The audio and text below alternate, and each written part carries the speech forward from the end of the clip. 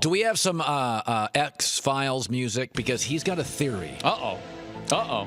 Here is the Joel Klatt theory. I asked you about the committee. Well, yeah, and I'm trying to lock down the actual criteria, because what Jeff Long tells us is not actually true, because it doesn't fit all the different spots, right? Where Ohio State is ranked doesn't fit where Baylor is ranked, because they essentially have the same resume. They haven't played anybody, and yet Ohio State is up there at number 3, and Baylor is dropped down. Oklahoma State gets a great win at home against TCU, who was 20-1 in their last 2 years and only jumps up to 8. Didn't make any sense. So I'm trying to figure out, well, what is the actual criteria? And I landed on a geographical and schematic criteria. And it's very clear to me.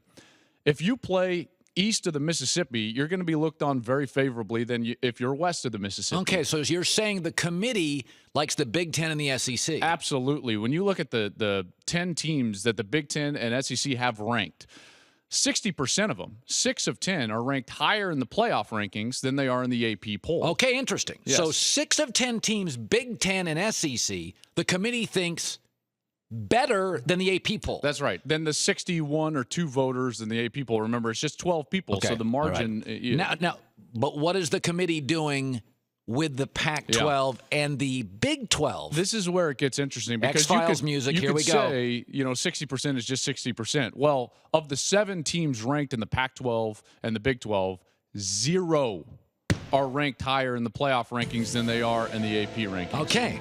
That's not a coincidence. That's a trend. That's a criteria. So now here's what's interesting from Klatt, and it's very interesting. I think he makes a very good point. You're not kooky madookie on this.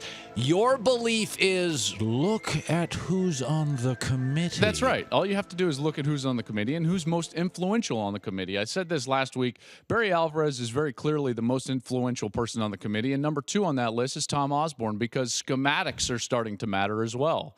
If you play in a phone booth, if you play pro style of offense and you like to run the ball and stop the run, they love you. That's what they coached. They love you. Osborne and Barry Alvarez love that. They think that you pass the eye test, not these teams that are playing modern offense. So they're communicating right now with an old phone book and a rotary phone. And if you use Facebook, it ain't happening for you. Okay, so what you're saying makes a lot of sense, that the old school guys who have leverage on the committee, it's almost like, certain people in Congress have leverage, right? Because they're in Congress for, it was, the guy in Massachusetts, Ted Kennedy, Tip O'Neill. If you're in Congress long enough, you have influence. You're saying Barry and Tom are sitting up there going, boys, those teams pass the eyeball test. Those flaky teams out west, that's right. They're no good. I've got a number for you. And these are these are statistics, so you can't argue with me. I'm not trying to throw bias out there any direction. I just think that the committee is showing their cards. Sure. Right? They're trying to tell us it's one thing, but it's really another. They're like Kaiser Soze of Usual Suspects, It's like the greatest trick Kaiser Soze or the devil ever pulled is making people think he didn't exist. Right. The greatest trick that this committee is pulling is making people believe that these rankings don't matter and that the criteria that they're throwing out does matter, because it clearly doesn't.